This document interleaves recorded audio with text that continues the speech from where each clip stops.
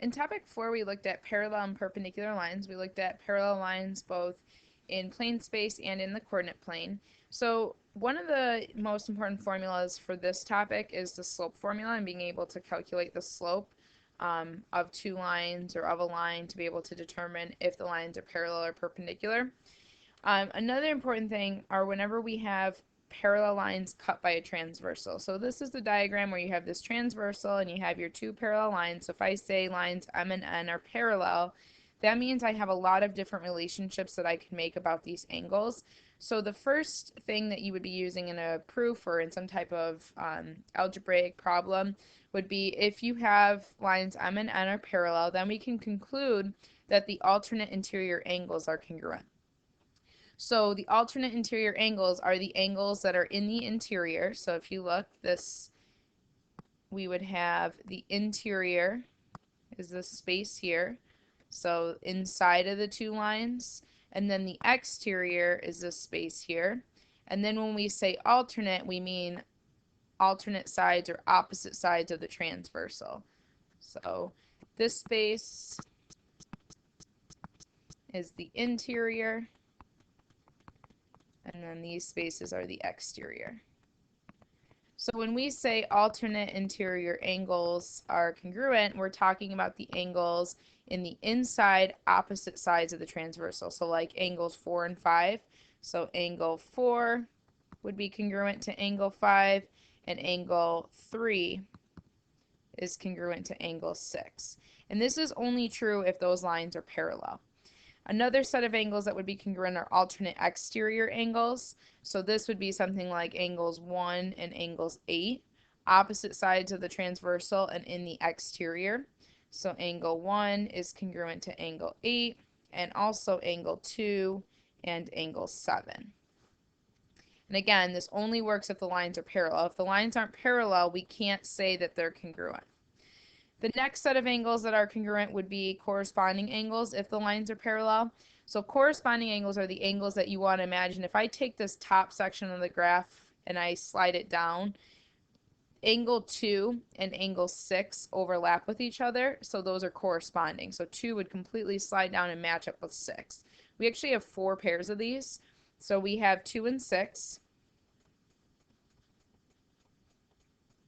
We also have 4 and 8. 4 would overlap with 8. So angle 4 would be congruent with angle 8. We have angle 1 and angle 5 would match up. And lastly, we have angles 3 and 7 would be corresponding. And then the last type of angles that we have are same side interior angles. Those are the supplementary ones. So everything else is congruent, but same side interior are supplementary. And you can remember with all the S's there. So we have, in this picture, same side interior angles would be like 4 and 6 because they're on the same side of the transversal and in the interior. So 4 and 6 would have to add up to 180. So angle 4 plus the measure of angle 6 would equal 180. So supplementary, they add to 180. Same with 3 and 5. Those angles are same side interior, so they would add to 180. So the measure of angle 3 plus the measure of angle 5 has to be 180.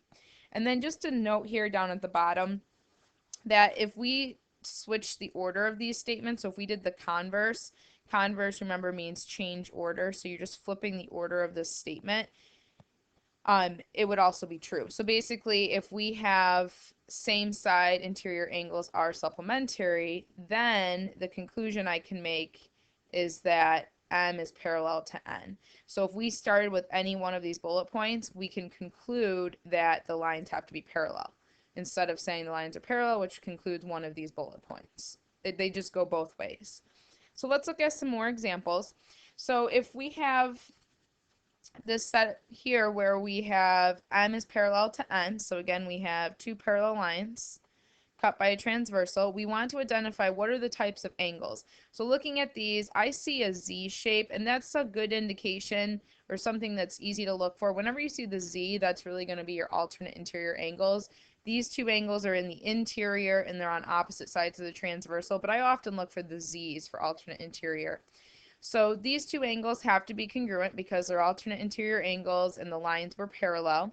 So we can set the two expressions equal to each other and then solve for x. So I'm going to bring the x over. So we have 3x minus 10 equals 65. Add 10 to both sides. So we get 3x equals 75. Divide by 3, we get x equals 25. And that's it. We just had to solve for x, so we're done with that one. Let's look at a couple other examples. So in these two examples, we have kind of a partial diagram of two parallel lines cut by a transversal. If you look, what we could do is we could create what's called an auxiliary line. So if I draw in this new line, now what happens is I actually have two of those parallel lines cut by a transversal diagrams, parallel line cut by a transversal. And the whole reason why I have to draw this line in is because if I want to find angle G, there's no relationship between angle G right now and the angles that I have pictured. But if we split it up into two separate pictures, then you can see that if I'm looking at this diagram here, parallel lines, and this is my transversal, you can see that I have same side interior angles. So I'm going to just call these SSI, same side interior angles. So since those are same side interior angles, they have to add up to 180. So I can say 144 plus the measure of angle 1. I just put a 1 in there so I could talk about that angle, has to equal 180. So if you subtract 144 from 180, that'll get you the measure of angle 1. So 180 minus 144 is going to give me 36. And then we can do the same thing with this bottom portion. So now looking at it as here's my parallel line, here's my other parallel line, here's my transversal. These are my alternate interior angles. So angle 2 has to be 56 because these are the alternate interior angles. So now to figure out angle G, which is this entire thing here, you just take, well, this section here was 36. This section would have to be 56. So if we just do 36 plus 56, that'll get me angle G. So add those up, we get 92. So whenever you can't use a diagram as is, you might have to add in this auxiliary line. And the auxiliary line, you create it so that it is parallel to the other two. So again, looking in this diagram, there's no relationship right now between H and either one of these.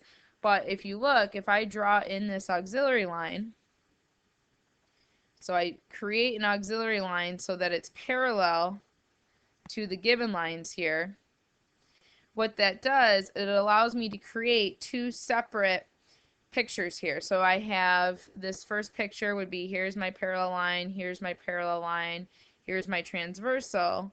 Again, the relationship between angle 1 and 162 is that these are same side interior, so they have to add up to 180. So these add up to 180, which allows me to find angle 1. So angle 1 plus 162 has to equal 180. So to figure out angle 1, subtract 162 from 180 and you get 18. So this is 18 degrees now.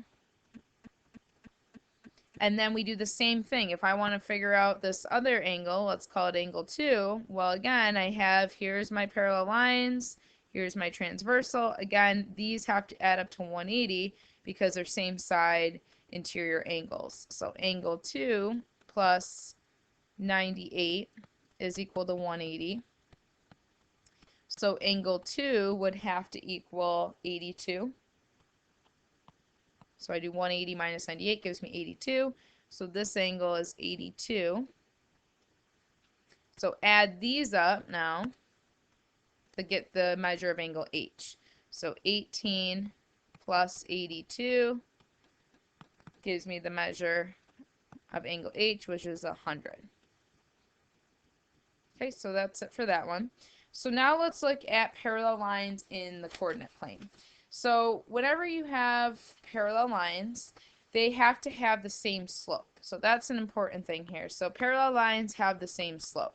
So this first example, what is the slope of a line that is parallel to a line whose equation is 2x plus 3y equals 6? The first thing you have to do is you have to figure out the slope of this line so that you can find the slope of a line that's parallel by just saying, well, the slope has to be the same. So basically what you have to do is you have to get this in y equals mx plus b form. So solve for y. So I'm going to bring the 2x over to the other side. So we have 3y equals negative 2x plus 6. Again, we're trying to get it in y equals mx plus b. That's why I put the x first. And then you just have to divide everything by 3. So we have y equals, this is just going to stay negative 2/3 x plus 2 when you divide those. So the slope here of this line is going to be negative 2/3. So that means the slope of the parallel line